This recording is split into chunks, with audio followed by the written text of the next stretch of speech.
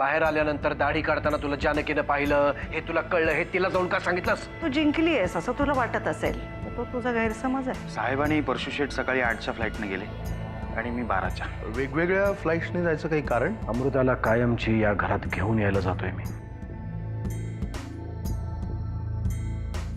यांच्या मनात आता माझ्याबद्दल काही उरलं नाही.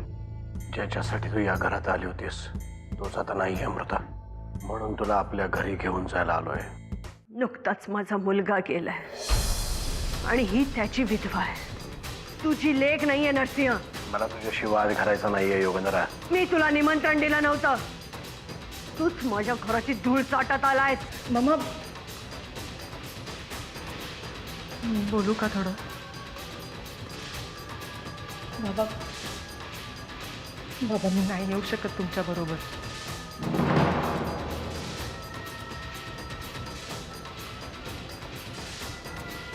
का?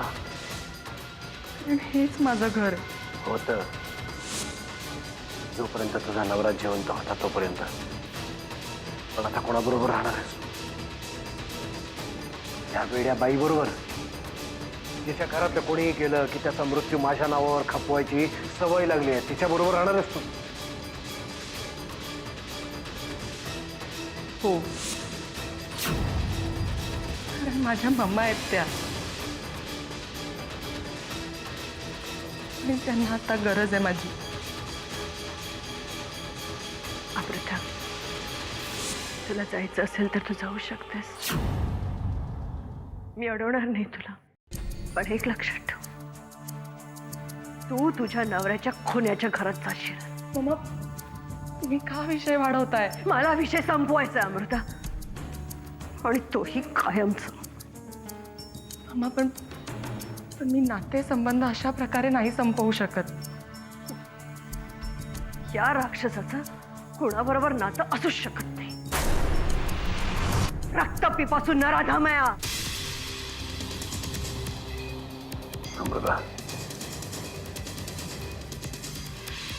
मला तुझ्या नवऱ्याबद्दल सहानुभूती आहे.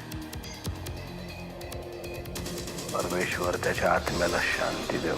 माझ्या मुलाला तुझ्या सहानुभूतीची गरज नाहीये. मी तुला विचारून सहानुभूती दिली नव्हती त्याला. उगाच फुकट सल्ले देऊ नको. चल अमृता. बाबा खरं म्हणजे मी त्या घरात आलेही असते, पण ज्या घरात जानकी राहते तिथे मला पाऊलही ठेवायचं नाहीये.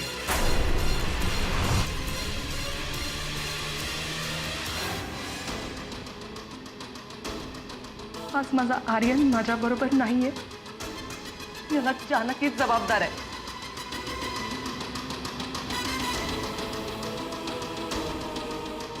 ठीक आहे, उद्या सकाळी जानकी आपल्या घरात नसेल.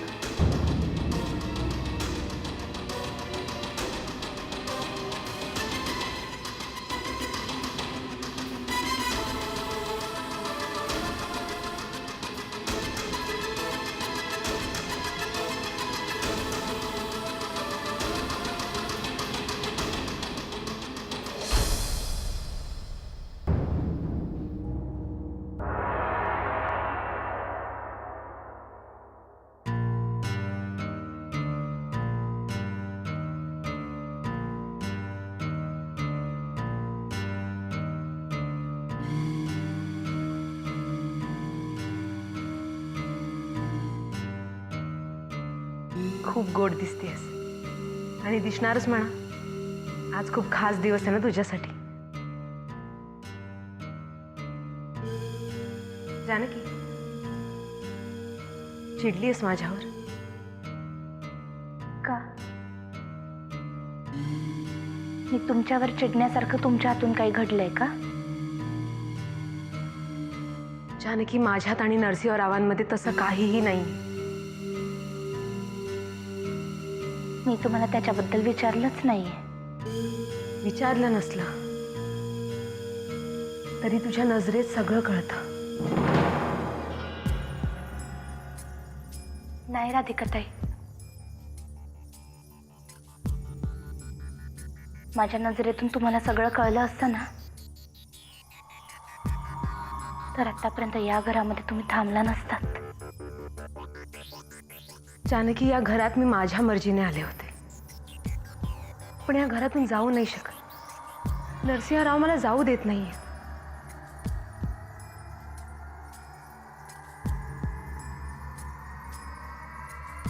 मला नाही माहिती तुमचा संसार कशामुळे तुटला, पण मला नाही वाटत यात तुमच्या नवऱ्याची काही चूक असेल म्हणून. जानकी, हे तू नाही, तुझ्या मनातली असूया बोलते. असूया? असूया मला का वाटेल? असूया मला तेव्हा वाटली असती जेव्हा एखाद्या गोष्टीवर आपल्या दोघींचा समान हक्क असता आणि ती गोष्ट माझ्याऐवजी तुम्हाला मिळाली असती. पण आज मला तुमचा राग येतोय.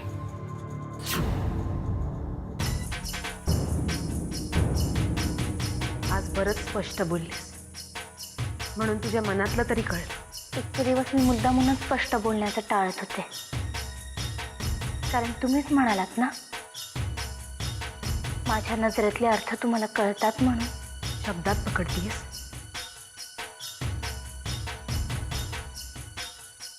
पण सध्या मी एवढंच करू शकते आणि मला एवढं तरी करता येतं यात मला समाधान आहे. खूप बोललीस जानकी, पण एक गोष्ट विसरू नकोस. आधी तुझं पाऊल वाकडं पडलं होतं,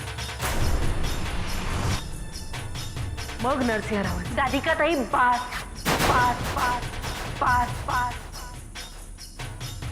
जास्त बोलू नका. पण चला, त्या निमित्ताने कळलं तरी की त्यांचं पाऊल वाकडं पडतंय म्हणून. का? सत्य झोंबलं वाटतं. झोपलं नाही, पण आज तुमच्याकडून सत्य कळलं.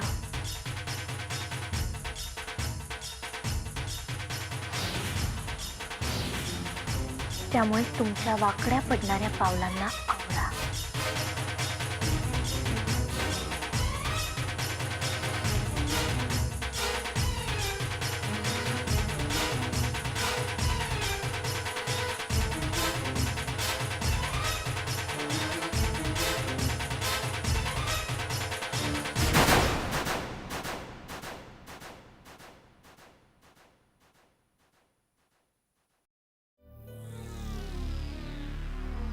आत्याबाई, आज तुम्ही स्वतः मला तुमच्या खोलीत बोलवलं.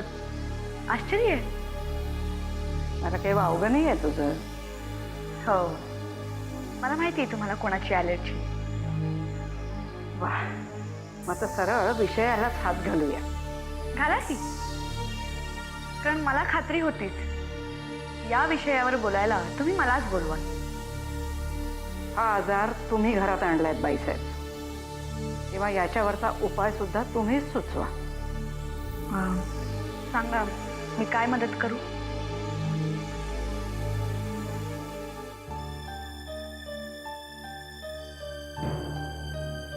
या राधिकाचा नवरा सध्या कुठे असतो? अच्छा, दिल्लीला. बिनकामाचा आहे तो. संजय सातपुते नाव आहे त्याचं. एक नंबरचा दारुडा आहे. राधिकाचा म्हणजे राधिका त्याची दुसरी बायको आहे ना?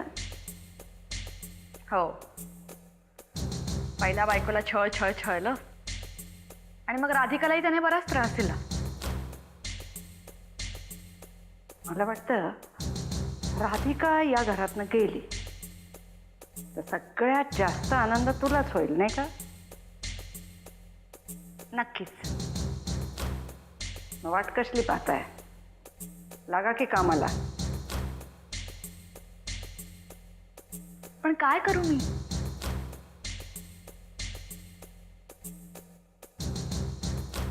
हा कोण संजय सातपुते आहे? त्याला बोलावून घे इथे. मला भेटायचंय त्याला. आत्याबाई, एक आजार घालवायच्या नादात दुसरा घरात यायचा.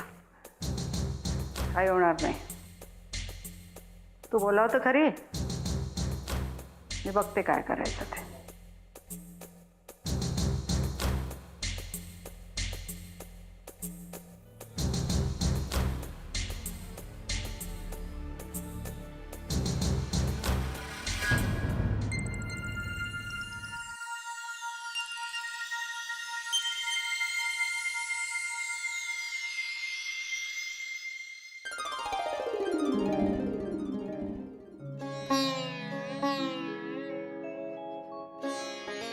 तू काय नक्षत्रासारखी सुंदर दिसतेस ग.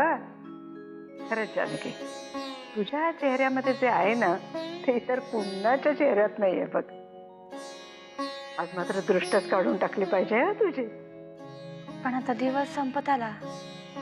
हे खरंच गेलाय तरी कुठे हा. आत्याबाई,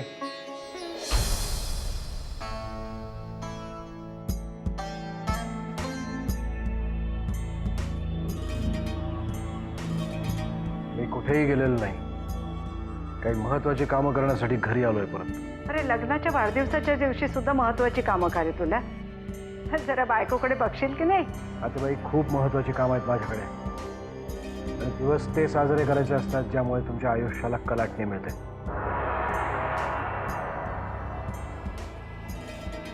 माझे दिवस बदललेत, पण ते बस आणखी काही बोलू नकोस. एवढा वेळ कुठे होतास हे विचारू शकते मी.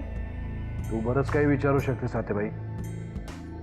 फक्त ते प्रश्न तुला पडले असतील तर जास्त बरं. दुसऱ्यांचे प्रश्न तू विचारू नकोस. दुसऱ्याच्या पोळ्याने दूध प्यायची गरज नाहीये मला. चांगलं काय वाईट काय कळतं की मला. मलाही बरंच काही कळतंय. म्हणूनच एक निर्णय घ्यायचा ठरवलाय मी. पांडू, पांडू. जी साहेब.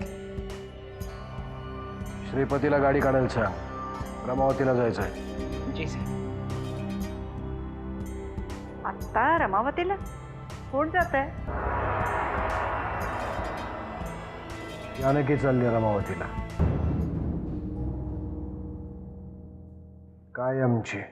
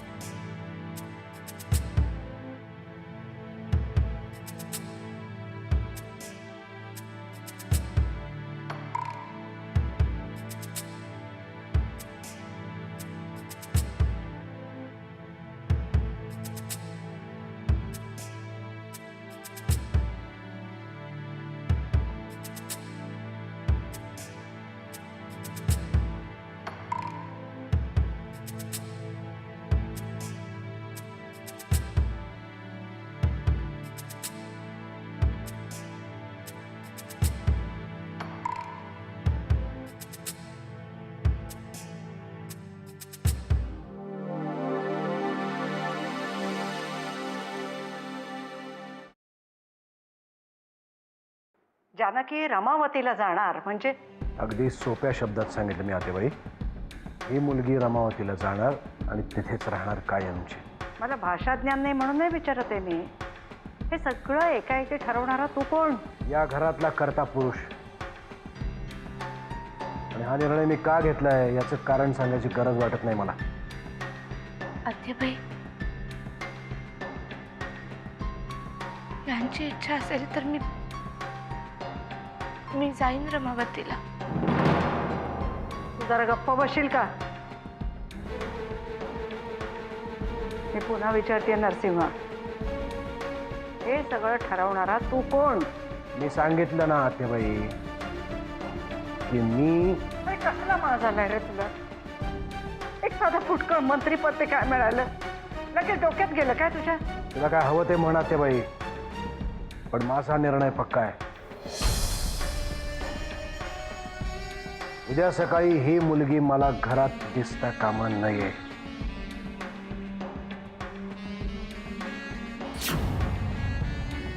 या भाषेत बोलू नकोस माझ्याशी. मी काय मोलकरीण नाही या घरातली. पण ही मोलकरीण आहे तिला तरी कळायला हवं ना. मार्केट कोण, मोलकरीण कोण, सगळं कळतं की मला. पण तू ही जी रस्त्यावरची धूळ कपाळी लावायला निघालायस ना, ती पुसत आहे. आत्याबाई तू उगाच भावनिक झाली आहेस. तू परिस्थितीच तशी निर्माण केलीस. मी काय करू? काहीही करू नकोस. फक्त ज्या धुळीला अंगारा समजून तू अंगाला फासतेस ती धूळ झटक.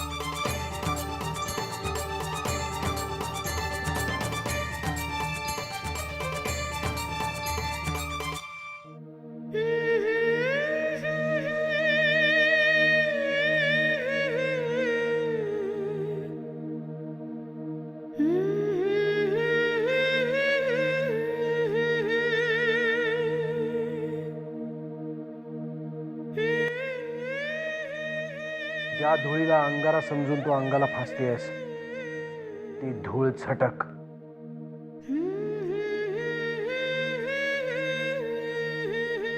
माझा निर्णय पक्का आहे. उद्या सकाळी ही मुलगी मला घरात दिसता कामा नये.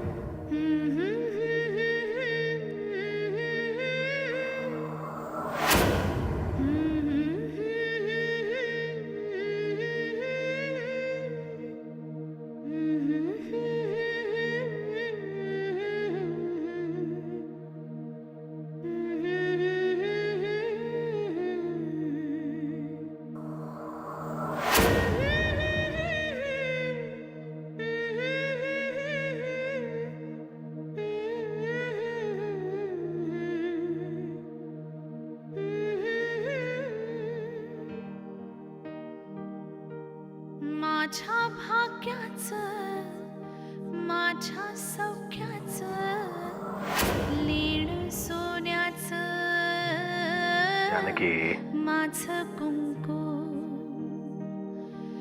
रोज पूजिते, रोज जपिते, लाख मोलाचं माझं कुंकू. हा हा हा हा कुंकू, हा हा हा हा कुंकू. मन माझे ग झाले त्याचे, मोर स्वप्नांचा दारी नाचे, शब्द त्याचे ग अमृताचे, स्पर्श त्याचे चांदण्याचे, त्याच्या श्वास